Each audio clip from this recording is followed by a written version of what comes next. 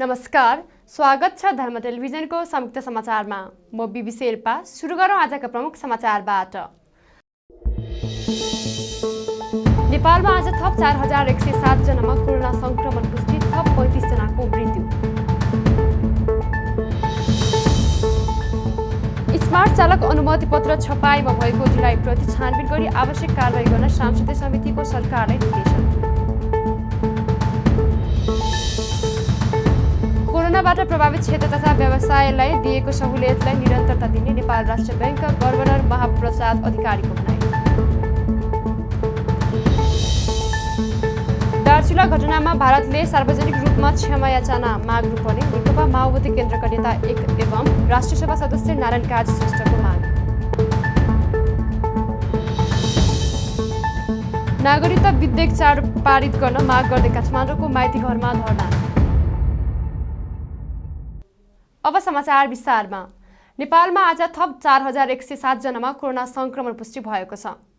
देशभर गरिएको 11354 पीसीआर परीक्षणका क्रममा 2975 र 4944 एन्टिजेन परीक्षणका क्रममा 1132 जनामा कोरोना पुष्टि भएको स्वास्थ्य मन्त्रालयले जनाएको छ। यो सँगै नेपालमा कोरोना संक्रमितको संख्या 7,69,927 पुगेको छ। त्यस्तै कोरोनाका कारण थप 35 जनाको मृत्यु भएको छ। हालसम्म नेपालमा 9,957 जनाले कोरोनाका कारण ज्यान गुमाएका छन्।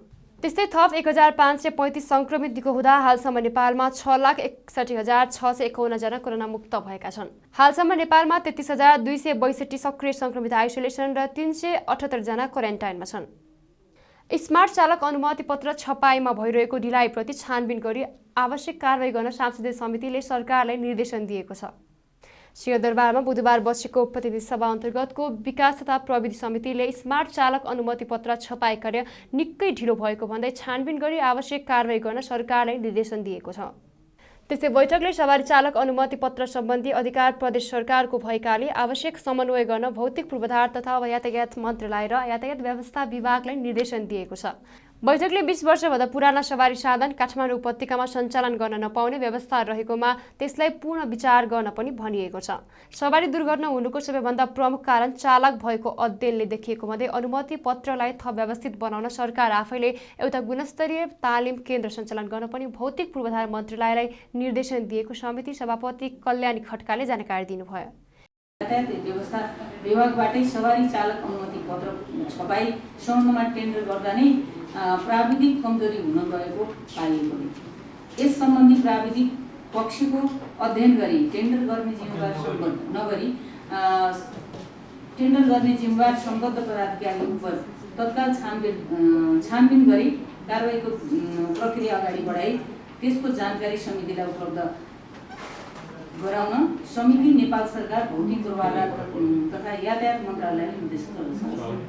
छपाई सम्बन्धमा टेन्डर गर्दा नै प्राविधिक कमजोरी हुन गएको पाइएकोले प्राविधिक कमजोरी छ भन्ने कुरा देखियो। अब त्यो के कस्तो कमजोरी छ भन्ने कुरा त छानबिनले बताउने हो। छानबिन गरिकन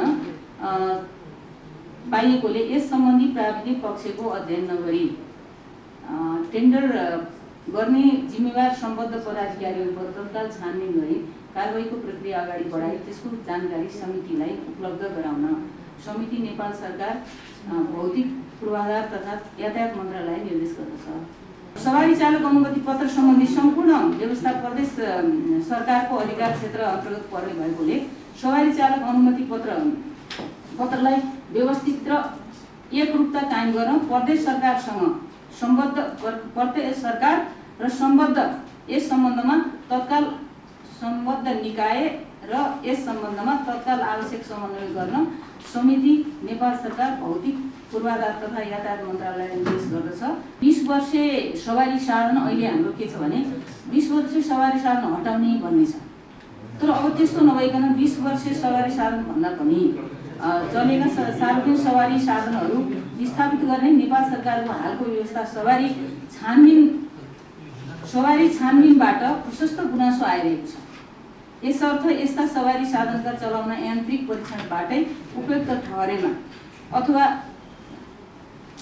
यस्ता सवारी साधन चलाउन अनुमति दिने सम्बन्धमा पुनर्विचार गर्न समिति नेपाल सरकार भौतिक पूर्वाधार तथा यातायात मन्त्रालय निर्देशन गर्दछ। गुणस्तरीय नमुना तालिम केन्द्रको स्थापना नेपाल सरकार तथा निजी क्षेत्रबाट सञ्चालन गर्ने, यसको आवश्यक मापदण्ड तयार गरी 7वटै प्रदेशबाट लागू गर्ने आवश्यक समन्वयात्मक भूमिका तयार गर्न समिति नेपाल सरकार भौतिक पूर्वाधार तथा यातायात मन्त्रालय र यातायात व्यवस्था विभागलाई निर्देशित गर्दछ। यातायात व्यवस्था विभागका महानिर्देशक नवराज घिमिरेले यातायात अनुगमनको व्यवस्थाका कारण समस्या भएको बताउनुभयो। उहाँले यातायात क्षेत्रको सुधारका लागि विभागले कार्डबाट भाडा तिर्ने लगायत विभिन्न नियम लागू गर्ने धारणा राख्नुभयो। अर्को एउटा ऐनमा व्यवस्था भएको कुरा हामीले प्रयोग गर्न नसकेका कारणले गर्दाखेरि हाम्रो सवारी अनुगमन एकदमै अस्तव्यस्त भएको छ। हामीले यो सवारी अनुगमन सम्बन्धी सम्पूर्ण काम ट्राफिक प्रहरीलाई जिम्मा लगाएका छौँ, तर हाम्रो ऐनमा चाहिँ यातायात निरीक्षक नियुक्ति गर्नुपर्छ र इन्डियामा यो सबैभन्दा सशक्त चाहिँ संयन्त्र हो। यातायात निरीक्षक चाहिँ सबैभन्दा सशक्त संयन्त्र हो इन्डियाको, र त्यही अनुसार हामी पनि यातायात निरीक्षक नियुक्ति गर्नुपर्ने छ। अब यो विषयमा चाहिँ अलिकति नीतिगत स्पष्टता जरुरी छ। अब दीर्घकालमा त इन्डियाको अरू देशको जस्तो गर्ने हो भनेदेखि चाहिँ ट्राफिक प्रहरीलाई नै यातायात व्यवस्था विभाग अन्तर्गत राख्नुपर्छ। यो नत्र चाहिँ ट्राफिक प्रहरीसँगको चाहिँ यो झगडाले गर्दाखेरि यातायात व्यवस्थापन चाहिँ अलिकति कमजोर भइरहेको छ। अब यो क्यासलेस टिकेटिङ यो वर्ष हामीले कार्यक्रम राखेका छौँ।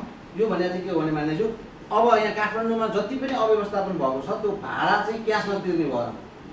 त्यो चाहिँ फलान ठाउँ भनेर तिर्ने किन कराउँछ भन्दा उसले गाडी साउसँग ठेक्कामा ल्याए हुन्छ, दिनभरिमा जति धेरै पैसा कलेक्सन गर्न सक्यो त्यति धेरै उसलाई फाइदा हुन्छ। त्यसले उसले जथाभावी मान्छे चढाउने ओराउने गर्छ। त्यो सबै रोक्नलाई चाहिँ यो वर्षबाट हामी भाडा चाहिँ यो कार्डबाट तिर्ने सिस्टमको डेभलप गर्दैछौँ। अब यो निजी कम्पनीहरूले नेपालमा केही सुरु गरिसकेका, साझाले गरेको, ललितपुर महानगरपालिकाले गरेको। बैठकमा सीमित सदस्यहरूले स्मार्ट चालक अनुमति पत्रलाई प्रभावकारी बनाउनु पनि बताएका थिए। इम्पोर्ट्स नम्बर प्लेट सुरु गर्दा सरकारले पहिले नै सबै पूर्वाधार तयार गर्नुपर्ने भए पनि त्यो नगरेको समिति सदस्यहरूको भनाइ छ। नेपाल राष्ट्र बैंकका गभर्नर महाप्रसाद अधिकारीले कोरोनाबाट प्रभावित क्षेत्र तथा व्यवसायलाई दिएको सहुलियतलाई निरन्तरता दिने बताउनु भएको छ। सिंहदरबारमा बुधबार बसेको प्रतिनिधि सभा अन्तर्गतको अर्थ समिति बैठकमा गभर्नर अधिकारीले कोरोनाको अर्को लहर सुरु भए थप समस्या हुने भन्दै सहुलियतलाई निरन्तरता दिने बताउनु भएको हो। उहाँले आगामी मौद्रिक नीतिको तयारीमा रहेको भन्दै सरकारले सहुलियत दरमा ऋण दिने कामलाई नै प्राथमिकता दिने बताउनुभयो। अधिकारीले बढ्दो व्यापार घाटालाई चिन्ताको विषयमा भएको भन्दै केही वस्तु आयातमा नियन्त्रण आवश्यक रहेको धारणा पनि राख्नुभयो। व्यापार घाटालाई विप्रेषणबाट भरथेक गर्न नसके विदेशी मुद्राको सञ्चितमा चुनौती थपिने उहाँको भनाइ छ। त्यस्तै उहाँले बजेटमा राखेका कार्यक्रम कार्यान्वयन भए नभएको र प्रभावकारिता रहे नरहेको बारेमा समन्वय र सहयोग गर्न सरकार चुक्ने गरेको जिकिर गर्नुभयो। सरकारले योजना बनाएर पनि थप साथ नदिएकाले शैक्षिक प्रमाणपत्र धितोमा राखेर लिइने कर्जा योजनाले सोचे जस्तो सफलता प्राप्त गर्न नसकेको उहाँले बताउनुभयो। 2078 जेठ मसान्तमा वाणिज्य ब्याङ्कहरूबाट प्रभावित कर्जाहरूमध्ये कृषिमा 396 अर्ब 15 करोड, ऊर्जामा रु 187 अर्ब 9 करोड र साना तथा मझौला उद्योगमा रु 288 अर्ब 51 करोड कर्जाको प्रभाव भएको छ। साना तथा मझौला उद्योगमा चाहिँ कम्पलसरी यो डाइरेक्ट लेन्डिङ चाहिँ गत सालबाट मात्रै सुरु गरिएको हो र कृषि र ऊर्जाको पनि 10% बनाइएको गत साल मात्रै हो। पहिले चाहिँ कृषि ऊर्जा चाहिँ मर्ज गरेर ल्याएकै ठाउँ रहेको अवस्था थियो। यो पनि ग्रेजुअली यो क्षेत्रमा डाइरेक्टेड क्षेत्रहरूमा पनि कर्जाको बढ्दै गएको छ। सबैमा हामीले यसमा चाहिँ पुर्याउनु पर्ने टाइमलाइन केही वर्ष दिएको छ र यो प्रत्येक आर्थिक वर्षको अन्त्यमा चाहिँ केही न केही स्ल्याबहरू राखेर मिट गर्नुपर्ने गरी लास्टमा एकैचोटि पुर्याउन नसक्ने अवस्था नहोस् भनेर त्यसरी राखिएको छ। त्यसमा केही हेडसम्मको हेर्दा केही कुरा कम्प्लाई भइसकेको छ। जस्तो कृषिको 12.67% गएको छ, जो आषाढ मसान्तसम्म 11 गर्नुपर्ने हाम्रो व्यवस्था हो। ऊर्जामा 5.98 गएको छ, यो आषाढ मसान्तमा 6 गर्नुपर्ने व्यवस्था हो। लघु साना तथा मझौला एसएमईहरूको हकमा 11% आषाढ मसान्तभित्र गर्नुपर्नेमा 9.16% प्रभाव देखिन्छ। यो चाहिँ यसै सालबाट सुरु भएको कारणले पनि यही साल कम्प्लाई गर्न नसक्ने हुने जस्तो अवस्था देखिन्छ यसमा चाहिँ। र अहिलेसम्म धेरै हदसम्म धानेको प्रिपरेसनले नै छ, रेमिट्यान्सले नै छ। हाम्रो रिजर्भलाई चाहिँ मेन्टेन गराउनमा र यो एक्सटर्नल सेक्टरलाई चाहिँ ब्यालेन्स गराउनमा कथम कदाचित डिप्रेसनमा प्रेसर भयो यदि भनेदेखि हामीलाई इमिडिएटली हामीले अरू वैकल्पिक चाहिँ इकोनोमीको ड्राइभरहरू खास गरी टुरिज्म कृषिलाई चाहिँ ठोस रणनीतिका साथ अघि नबढाउँदाखेरि भोलि हामीलाई एक्सपोर्टेसन सेक्टरमा पनि चुनौती छ। होला आउने वर्षैलाई चाहिँ हामीले त्यस्तो थ्रियड फिल गरेका छैनौँ, किनकि हामीसँग झन्डै 14 खर्ब प्लसको नेपाली रुपियाँमा हामीसँग रिजर्भ छ, ट्रेड फिल गरेका छैनौँ। तर लङ्गर टर्मलाई चाहिँ हामीले यो पनि सोच्नुपर्ने विषय छ। त्यसै गरी अति प्रभावित क्षेत्रहरू जुन छन्, खास गरी पर्यटन, एभिएसन, सार्वजनिक यातायात, मनोरञ्जन, यस्ता क्षेत्रहरूमा चाहिँ रिकभरी चाहिँ अझै चुनौतीपूर्ण छ।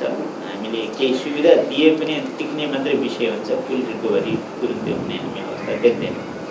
यी कुरालाई यो अन्तर्राष्ट्रिय परिदृश्य, हाम्रो अहिलेको अवस्थालाई ख्याल गर्दै हामीले आगामी मौसमको टेन्टेटिभ तयार गर्न गरिसकेका छौँ।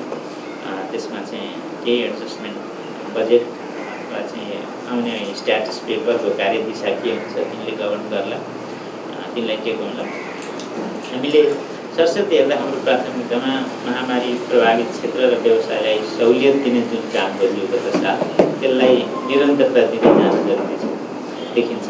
सँगसँगै यो मौद्रिक नीतिमा चाहिँ हामीले केही सजगता पनि अप्नाउनुपर्छ। आउने सालको लागि, एक्जिटको लागि हामीले एउटा बेस पनि यो सालको मौद्रिक नीतिमा तयार गर्नुपर्छ भन्ने हाम्रो सोचाइ पनि छ। मौद्रिक नीतिको एउटा लिङ्केज, फिस्कल पोलिसी र मनी पोलिसी बिचको लिङ्केज क्रिएट गर्ने आधार डकुमेन्ट नै बजेट हो र त्यसले हामीलाई अघि मैले निवेदन गरेँ त्यस्तै गरी खास गरी मौद्रिक एक्सपान्सन के कसरी गर्ने हो त, हाम्रो मुद्रा प्रदायको लेभल कस्तो हुने हो त, अन्य क्षेत्रमा क्रेडिट के कति दिनुपर्ने हो त, मार्केटलाई लिक्विडिटी कस्तो पार्नुपर्ने हो त भन्ने विषयहरूमा चाहिँ बजेटले दिएको इन्डिकेसनहरू, आधारहरू, उसले प्रक्षेपण गरेको, उसले आश राखेको ग्रोथको रेट, उसले तय गरेको बजेटको साइज, यी कुराले गभर्न गर्छ। तिनलाई टेकेर हामीले बनाउनु रिभ्यू एसर चाहिँ हुँदैन, त्यसलाई आधार। त्यसपछि मानिसले उठाउनु भएको अर्को महत्त्वपूर्ण कुरा चाहिँ खास गरी यो मोराटोरियम दिएर ऋण किन्ने म्याद थपेर पर सालतिर मात्रै उनीहरूलाई खासै सुविधा होला, राहत होला भन्ने सन्दर्भमा चाहिँ अब इमिडिएटली उसको रिकभरी नोटिस आउने, उसको बारेमा व्यवसायीको बारेमा उसको चाहिँ लिलामको नोटिस आउने, असुलीको नोटिस आउने, त्यो पब्लिसिटी हुने जुन त्रास हुन्छ त्यसबाट मुक्त हुन्छ। त्यस्तै गभर्नर अधिकारीले लघु वित्तले 15% भन्दा ब्याज लिन नपाउने व्यवस्था गरेको भए पनि नाफा अस्वाभाविक देखिएको बताउनुभयो। बैठकमा सीमित सदस्यहरूले साना तथा मझौला व्यवसायीलाई सहुलियत दिनुपर्ने, कोरोनाले प्रभाव पारेका क्षेत्रलाई पुनः उत्थान गर्नुपर्ने लगायतका धारणा राखेका थिए। नेकपा माओवादी केन्द्रका नेता एवं राष्ट्रिय सभा सदस्य नारायण काजी श्रेष्ठले दार्चुला घटनामा भारतले सार्वजनिक रूपमा क्षमायाचना माग्नु परेको माग गर्नुभएको छ। बुधबार बसेको राष्ट्रिय सभा बैठकमा श्रेष्ठले भारतीय सीमा सुरक्षा बलका व्यक्तिकै कारणबाट तुइनको तार काटिएका कारणबाट जयसिंह धामी महाकाली नदीमा बेपत्ता भएको भन्दै भारतले अविलम्ब नेपाल र नेपाली जनतासँग सार्वजनिक क्षमायाचना गर्न माग गर्नुभएको हो। उहाँले छानबिन समितिले उक्त घटनाका तत्काल सत्य तथ्य पत्ता लगाई दोषीलाई कारबाही र पीडितलाई राहतको व्यवस्थापन गर्नुपर्ने धारणा राख्नुभयो। दोषीलाई कारबाहीको माग तथा पीडित परिवारलाई तत्काल राहत र क्षतिपूर्तिको व्यवस्था गर्नुपर्ने र कूटनीतिक पहलहरूबाट समाधान निकाल्ने प्रयास गर्नुपर्ने उहाँले बताउनुभयो। श्रेष्ठले आफूहरूले अहिले पनि भारतसँग असल मैत्रपूर्ण सम्बन्ध कायम हुनुपर्नेमा जोड दिएको जिकिर गर्नुभयो। फरक प्रसङ्गमा उहाँहरूले प्रतिनिधि सभा विघटन हुनुमा तत्कालीन प्रधानमन्त्री केपी शर्मा ओली नभएर सबै राजनीतिक पार्टीहरू पनि जिम्मेवार रहेको बताउनुभयो। दार्चुलाका जयसिंह धामी भारतीय सीमा सुरक्षा बल एसएसबीले तुइनको तार काटिदिएर अहिलेसम्म पनि महाकाली नदीमा बेपत्ता भएको स्थिति कायम छ र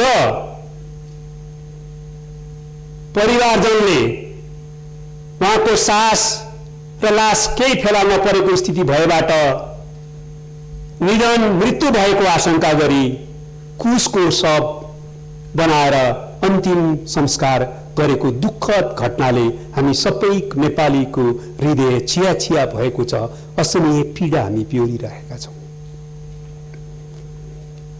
अहिलेसम्म आएका सबै तथ्यहरूले के प्रश्न गरेको छ भने यो भारतीय सीमा सुरक्षा बलका व्यक्तिहरूकै कारणबाट, तुइनको तार काटिदिएकै कारणबाट जयसिंह धामी महाकाली नदीमा बेपत्ता भएका हुन्।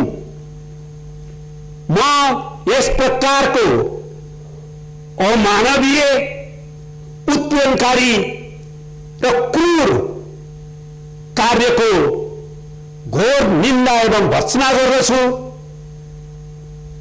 यसका निम्ति भारतले अविलम्ब नेपाल र नेपाली जनतासँग सार्वजनिक क्षमायाचना गर्न माग गर्दछु।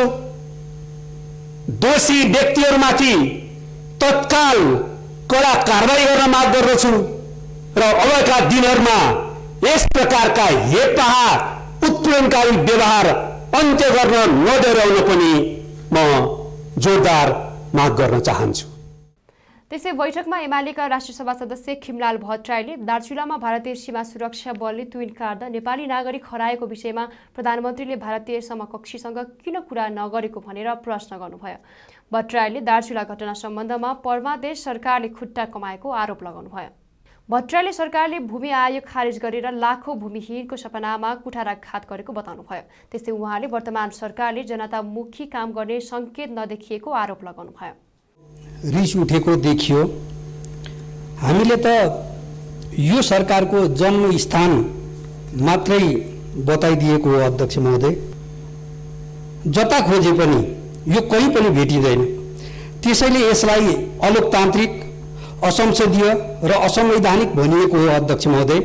दलीय व्यवस्थाको बर्खिलाफ गएको छ। अदालत संसदीय परिपाटीको विरुद्ध गएको छ। लोकतान्त्रिक मान्यताहरू खण्डित भएका छन्। संविधानको धज्जी उडाइएको छ। अध्यक्ष महोदय, संविधानको ठाडो उल्लङ्घन र लोकतन्त्रको मर्ममाथिको प्रहार सहन सकिन्न। महाकाली नदी अधिकांश ठाउँमा सीमा नदी हुनुको कारणले पुलबाट तुइन विस्थापन गर्ने तत्कालीन नेकपा एमाले नेतृत्वको सरकारको योजनामा भारतीय पक्षको सहमति आवश्यक हुन गयो। धेरै ठाउँमा सहमति आउन सकेन र आएका ठाउँहरूमा कोभिडको कारण सामान खरिद र ढुवानीमा समस्या भएकोले निर्माण कार्य समयमै अगाडि बढ्न सकेन। यसै सिलसिलामा मुद्दा मामिला र घेराबन्दीबाट सरकारलाई हटाइयो, जसको कारणले जारी प्रक्रिया अवरुद्ध हुन गयो। अध्यक्ष महोदय, यो सरकारले बिना विलम्ब पहल गरोस्, पुल बनाओस् र तुइन विस्थापन गरोस्। जनताको यो चाहना छ र अपेक्षा छ।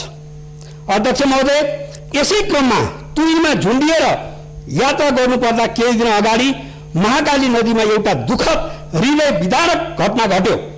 तुइनबाट महाकाली नदी तर्दै गर्दा भारतीय सीमा सुरक्षा बल एसएसबीका जवानले तुइनको तार काटिदिँदा दार्चुलाका जयसिंह धामी नदीमा खसेर बेपत्ता भए।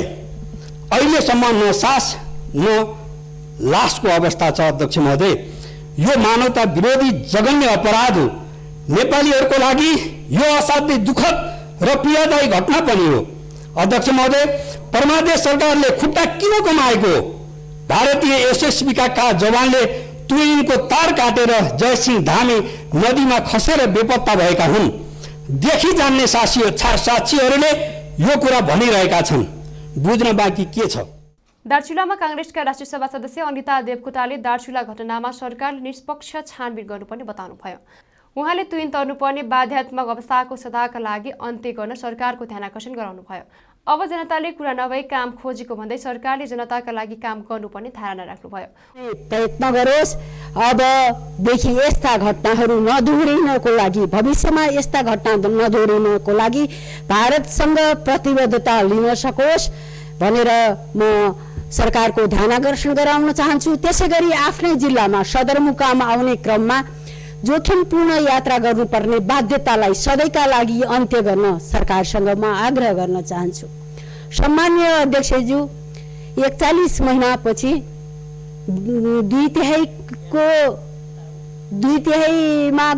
तिहाईको समर्थनमा गठन भएको केपी शर्मा ओलीको नेतृत्व सरकार बहुमत अल्पमत हुँदै सर्वोच्चको आदेशबाट सडकमा गएको धेरै दिन भएको छैन।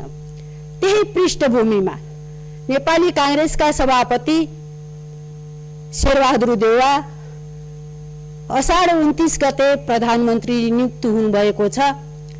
प्रतिनिधि सभाका सदस्यहरूले विश्वासको मत दिएर यो सरकारलाई बलियो समर्थन दिएका छन्।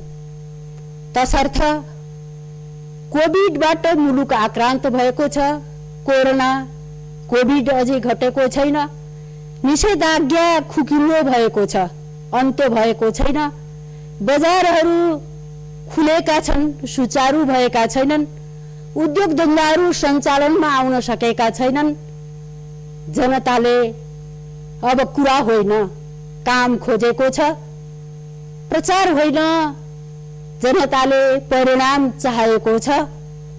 तसर्थ यो सरकारले हिजो आफ्नो मतमाथि ओली नेतृत्व सरकारले हुर्मत लिने र अपमान गर्ने जुन कार्य गर्यो, त्यो कार्यको यो सरकारले नागरिकका जनभावनालाई कदर गरेर त्यो मूल्यलाई फिर्ता गर्न सकोस् भन्ने जनआकांक्षा रहेको छ।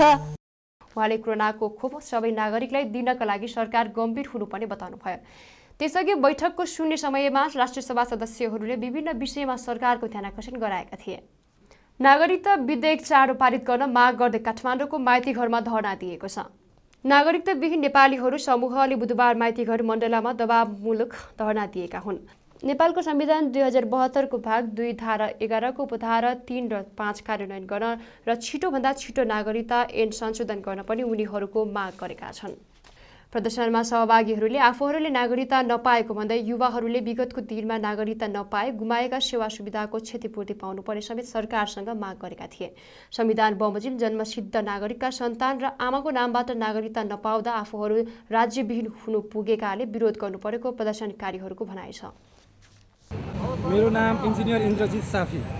तपाईहरु अनि आन्दोलनमा हुनुहुन्छ आज है? हजुर। तपाईहरुको चाहिँ अब मागहरु चाहिँ के हो? हाम्रो मागहरु तपाईको 2072 को संविधान बमोजिम भाग 2 उपधारा 11 र धारा 11 र उपधारा 3 र 5 हाम्रो रहेको छ। हाम्रो माग त्यसमा चाहिँ विगतका दिनमा हामीले सरकारबाट जुन नागरिकता नपाएका सेवा सुविधाहरू हामी गुमाएको छौँ, त्यसको समेत हामी क्षतिपूर्ति समेत हाम्रो माग रहेको छ। जारी नै रहन्छ जबसम्म हाम्रो माग पुरा हुँदैन तबसम्म हामी छोड्ने छैनौँ। देशका धेरै जिल्लाबाट, यहाँ कुनै काठमाडौँबाट छैन, सब विभिन्न जिल्लाबाट पीडित व्यक्तिहरू आएको छ। हाम्रो कार्यक्रम आज स्टार्ट भइसक्यो। यहाँदेखि चाहिँ हाम्रो जबसम्म माग पुरा हुँदैन कन्टिन्यू हुनेछ। अरू के भन्नु, यही हो हाम्रो माग। विगतका वर्षौँदेखि 7-6 वर्षदेखि हामीलाई जुन पीडितमा राखेको छ, अब हामी कति दिनसम्म हामीलाई यसरी पीडितमा राख्ने हो? हाम्रो माग छिटोभन्दा छिटो पुरा गर्नै पर्छ। त्यही कारण हामी यहाँ आएको छौँ। हाम्रो माग जसरी नै पुरा गर्नै पर्छ। जुन कुनै इलिगल छैन, संविधान बमोजिम छन् र संविधान बमोजिम जुन चिज छन् त्यसलाई चाहिँ किन अहिलेसम्म कार्यान्वयन नगरेको? नेपालमा जन्मसिद्ध सन्तानको आधारमा नागरिकता नपाउनेको संख्या 6 लाख र आमाको नामबाट नागरिकता नपाउने 5,80,000 रहेको प्रदर्शनमा सहभागीहरूले बताएका छन्। नेपाल विद्युत प्राधिकरणका कार्यकारी निर्देशक हितेन्द्र देव साक्यले सरकारले वैकल्पिक बाटो दिए प्राधिकरण छाड्न तयार भएको बताउनु भएको छ। बुधबार काठमाडौँमा सञ्चारकर्मीसँग कुरा गर्दै साक्यले आफूहरूलाई वैकल्पिक बाटो दिएर उचित ठाउँमा पठाए जिम्मेवारी स्वीकार गर्ने बताउनुभयो। उहाँले आफूलाई राजीनामा दिन कसैले नभनेको पनि तर अरू कुनै जिम्मेवारी दिन सकिन्छ कि भनेर ऊर्जा मन्त्रीले सोधेको जानकारी दिनुभयो। आफूले राम्रो काम गरिरहेकाले जिम्मेवारी विहीन गर्न नमिल्ने उहाँको तर्क छ। त्यस्तै साक्यले आफूले प्राधिकरणलाई अघि बढाउन धेरै काम गरेको दावी गर्नुभयो। कोरोनाका जोखिमका बावजुद पनि प्राधिकरणले सुधारात्मक काम गरेको उहाँको भनाइ छ। चाहिँ मलाई अब अरू कुनै जिम्मेवारीहरू दिन सकिन्छ कि भनेर सोध्नु भएको हो। त्यसमा अब मैले चाहिँ मेरो आवश्यकता महसुस गरेर सरकारले जहाँसुकै पठायो भने म तयार छु भन्ने छ। त्यो के भने त्यो हिपोथेटिकल क्वेसन हो अहिलेलाई। त्यसको आवश्यकता त्यो आउँदैन होला, किनभने राम्रो काम गरिराखेको छ भने त्यसलाई त्यसरी जानुपर्ने आवश्यकता छैन। तर आवश्यकता देखेर अन्यत्र खटाउन त जहिले पनि सक्छ भन्ने मेरो क्षमता अब मैले भनिराखेको छु। म सुरुको जागिर खाएको सुरुको दिनदेखि स्वावलम्बन इन्जिनियरिङमा चाहिँ आफूमै भर पर्ने, स्वदेशी इन्जिनियरिङमा भर पर्ने, विदेशी परामर्शदातीमा भर नगर्ने भनेर सुरुको पहिलो दिनदेखि नै विदेशी टेक्निसियनहरूमा भर्न पर्ने भनेर लागिराखेको टेक्निकल एक्सलेन्स मेरो फिल्ड हो, स्ट्रङ फिल्ड हो। त्यही हिसाबले र प्लानिङ पनि गर्छु म। प्लानिङ र मास्टर प्लानहरू धेरैवटा master transmission distribution master plan, loss reduction master Nepal India interconnection master plan,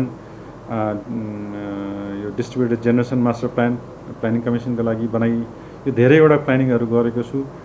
त्यसबाहेक अब आफ्नो क्षेत्रसँग जोडिएको जुनसुकै क्षेत्रमा पठाए पनि खुसीसाथ काम गर्छु। दिनुहोस् नै भन्ने पनि होइन, आवश्यकता छ भन्ने हो भने ठिक छ, मैले भनेको थिएँ। वैशाखदेखि त पुरै लकडाउन नै रह्यो र अहिलेसम्म पनि निषेधाज्ञा चाहिँ खुला नभएको अवस्था। यो अवस्थामा प्राधिकरणले सर्वसाधारणलाई विद्युतको बारेमा कुनै कम्प्लेन आउन नदिने गरिकन काम गरिरह्यो। अरू सबै निकायहरू आफ्नो कार्यालय घरभित्र पसे होलान्, तर प्राधिकरणका कर्मचारीहरू चाहिँ लाइन बिग्रदा, ट्रान्सफर्मर बिग्रदा, यो पल्ट प्राकृतिक विपद पनि धेरै आएको थियो। हावाहुरी तुफानको बेलामा टावरहरू ढल्दा, बगाउँदा, बाढीले बगाउँदा पनि तत्कालै फिल्डमा खटिएर हामीले सेवाहरू पुर्याइरह्यौँ र त्योभन्दा अघिल्लो वर्ष 76-77 भन्दा पनि कम इन्टरप्सन हुने गरिकन हाम्रा डेटाहरूले प्रष्ट रूपमा देखाएको छ। यो अनुभूतिको हिसाबले हामीलाई बढी भयो जस्तो लागे तापनि तुलनात्मक हिसाबले त्योभन्दा अघिल्लो वर्षभन्दा कम समय चाहिँ हाम्रो कम रोकिएको छ र त्यसमा चाहिँ हाम्रो कर्मचारीहरूले धेरै मेहनत गर्नुभएको छ। प्रधानमन्त्री शेरबहादुर देउवाले साक्यले राजीनामा दिन निर्देशन दिँदै उहाँको ठाउँमा यसअघिका कार्यकारी निर्देशक रहेका कुलमान घिसिङलाई नियुक्त गर्न ऊर्जा मन्त्री पम्फा भूषाललाई निर्देशन दिनुभएको थियो। अन्तर्राष्ट्रिय क्रिकेटबाट सन्यासको घोषणा गरेका राष्ट्रिय क्रिकेट टिमका पूर्व कप्तान पारस खड्काले आफू व्यवस्थापनको भूमिकामा नेपाली क्रिकेटमा काम गर्ने बताउनु भएको छ। बुधबार ललितपुरमा पत्रकार सम्मेलन गर्दै पारसले आफू क्रिकेटमा नटाडिने बताउँदै भूमिका मात्र बदलिने बताउनुभयो। मङ्गलबार पारसले अन्तर्राष्ट्रिय क्रिकेट करियरबाट विश्राम लिने निर्णय गर्नुभएको थियो। पूर्व कप्तान पारसले 2 वर्ष अघि नै सन्यासको विषयमा सोचेको भए पनि टिमलाई सहयोग गर्न मात्र राष्ट्रिय टिममा बसेको उल्लेख गर्नुभयो। त्यस्तै पारसले कप्तान र खेलाडीको रूपमा आफूले गर्न सक्ने योगदान राष्ट्रिय टिमबाट पूरा गरेको जिकिर गर्नुभयो। पारसले आफूले क्रिकेटको रूपमा हासिल गरेका ठूलो सफलता, दर्शकको माया र इज्जत नै भएकाले नेपाली क्रिकेटलाई माथि पुर्याउनु आफू कर्तव्य भएको बताउनुभयो। क्रिकेट क्षेत्रको सुधारका लागि क्यानदेखि लिएर सरकारको पनि साथको आवश्यकता पर्ने उहाँको भनाइ छ। सन्यासको घोषणा गरी त्यो हुँदाहुँदै अब आज म जहाँ पनि छु, नेपाल क्रिकेट जहाँ पनि छ, मलाई लाग्छ विदाउट मिडिया यहाँहरूको सपोर्ट बिना मलाई लाग्दैन कि नेपाल क्रिकेट यहाँसम्म आइपुग्थ्यो। त्यसको लागि मेरो खेल जीवनभरि यहाँहरू सबैजनाले मलाई सानोदेखि देख्ने कतिजना खेल पत्रकारहरू पनि हुनुहुन्छ, कतिजना नयाँ पनि हुनुहुन्छ, सबैजनालाई चाहिँ म एज अ क्रिकेटर चाहिँ धन्यवाद भन्न चाहन्छु। मैले 2 वर्ष अगाडि जब क्याप्टेनसिप क्विट गरेको थिएँ त्यति बेला पनि एउटा थट प्रोसेस चाहिँ आएको थियो कि भनौँ न कि क्रिकेट खेल्ने या नखेल्ने भनेर। तर पनि त्यो हुँदाहुँदै त्यति बेला अब भनौँ न आई फेल्ट कि जसरी म 10 वर्ष नेपाल राष्ट्रिय क्रिकेट टिमको क्याप्टेन भएँ त्यति बेलै 10 वर्षसम्म हाम्रो भाइस क्याप्टेन ज्ञानेन्द्र मल्लजी हुनुहुन्थ्यो र त्यो लगायत टिमलाई पनि अलिकति मोरल सपोर्ट दिनुपर्छ भनेर टिमसँग बसिरहे र लगभग 2 वर्षको समय सकिसक्दा चाहिँ भनौँ न आजको हिजोको दिनसम्म आउँदाखेरि चाहिँ आई थट अब धेरैचोटि सोचेँ मैले, यो होइन कि सुते उठेँ अनि ल अब क्रिकेट खेल्दिनँ भनेर, किनकि आज म जे पनि छु मैले भने नि क्रिकेटले मलाई सबै कुरा दिएको छ, एउटा आइडेन्टिटी दिएको छ, यति धेरै माया, यति धेरै भनौँ न वेल विसेसहरू, यति धेरै आशीर्वादहरू जुन मैले पाएको छु, त्यो सब हुँदाहुँदै आई जस्ट फेल कि यो राइट समय हो। टिमको लागि पनि यङ टिम छ, त्यसमा भनौँ न हामीसँग ओडिआई साइकलको पनि लगभग 2 वर्ष बाँकी छ। यो 2 वर्षको साइकल पिरियड चाहिँ मलाई लाग्छ राम्रो टाइम पिरियड हो टिमलाई ग्रुम गरेर अगाडि बढ्नको लागि। र मेरो भूमिका भनेको सायद अब डिफ्रेन्ट तरिकाले हुनसक्छ। अब क्रिकेट टिमको खेलाडीहरूसँग पहिलेदेखि नै भनौँ न अब चिनजान छ। अब अहिले पनि मलाई लाग्ने क्रिकेटिङ इनपुट्स म जुनै पनि बेला उहाँहरूलाई दिन नै सक्छु। त्यो बाहेक म क्रिकेटबाट टाढिएको होइन, टाढिने पनि छैन। खालि मेरो भूमिका मात्र बदलिने छ। त्यसले गर्दाखेरि यो डिसिजन चाहिँ मैले धेरैचोटि सोचेर लिएको डिसिजन हो। अब यो क्रिकेट चाहिँ मैले बारम्बार सुरुदेखि भनौँ फ्यामिली साथीभाइ क्रिकेट टिमको सपोर्ट बिना त म यहाँसम्म आइपुग्थिनँ अभियसली।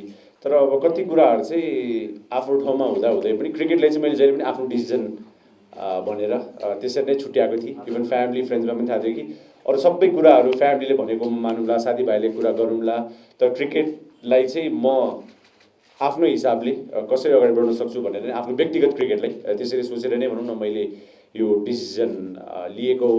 अब सबैजना क्रिकेट सङ्घमा आएर क्रिकेट अगाडि बढाउने भनेर एउटा राम्रो स्ट्राटेजी लिएर अगाडि बढ्ने हो भने मलाई लाग्छ धेरै कुराहरू अचिभ गर्न सकिन्छ। अब सबैले मैले भनेकै कुरा हुनुपर्छ भन्ने पनि छैन, त्यसमा वाद विवाद हुनसक्छ, कति कुराहरू ठिक हुन सक्छन्, कति कुरा बेठिक हुन सक्छन्। जस्तो खेलले पनि मलाई त्यही सिकाएको छ कि कति पोइन्टमा भनौँ न we made so many right decision र सो मेनी रङ डिसिजन। सबैले मलाई भन्नुहुन्छ हामीले विश्वकप खेल्यौँ, ओडिआई स्टेटस पायौँ, तर हामीले विश्वकप पनि त हार्यौँ त। किन भन्दा जुन विश्वकपको अपर्च्युनिटिजहरू हामीले लुज गऱ्यौँ त्यो सबभन्दा दुःख मलाई नै लागेको छ एज अ क्रिकेटर कि हामी किन पुग्न सकेनौँ भन्दाखेरि बिकज हामी त्यो जुन घरबाट खेतबाट भनौँ न गाउँबाट आफ्नो सहरबाट खेल्दै खेल्दै आएर जुन एउटा भनौँ न क्रिकेटिङ इन्भाइरोमेन्टमा हुर्केर हामी क्रिकेट खेल्यौँ त्यो क्रिकेटले मलाई लाग्छ त्यो लेभलसम्म मात्र पुर्याउन सक्थ्यो। त्यसले गर्दा पनि भनौँ न अब ओडिआई स्टेटस छ तर नेक्स्ट लेभलमा पुग्नको लागि चाहिँ जुन व्यवस्थापन छ व्यवस्थापनले चाहिँ सपोर्ट गर्ने हो भने यो ट्यालेन्टेड प्लेयर्सहरूलाई व्यवस्थापनले अलिकति सपोर्ट गर्ने मलाई लाग्छ रिजल्ट चाहिँ आगामी दिनमा अझ राम्रो हुनेछ। झन्डै 19 वर्ष नेपाली टिमबाट खेलेका पारस 10 वर्ष कप्तानको भूमिकामा रहनु भएको थियो। नेपाल क्रिकेटका सफलता कप्तानका रूपमा रहेका पारसको कप्तानीमा नै नेपालले T20 विश्वकप खेल्नेदेखि लिएर एक दिवसीयमा डेब्यू गरेको थियो। अहिलेलाई संयुक्त समाचार यति नै। कोरोनाको दोस्रो र तेस्रो लहर भयावह हुँदै गएको छ। यस घडीमा सरकारले तोकिएको स्वास्थ्य मापदण्ड पालना गरी आफू पनि बचाऊ र अरूलाई पनि बचाऊ। साथै धर्म टेलिभिजन हेर्दै हुनुहोला। नमस्कार।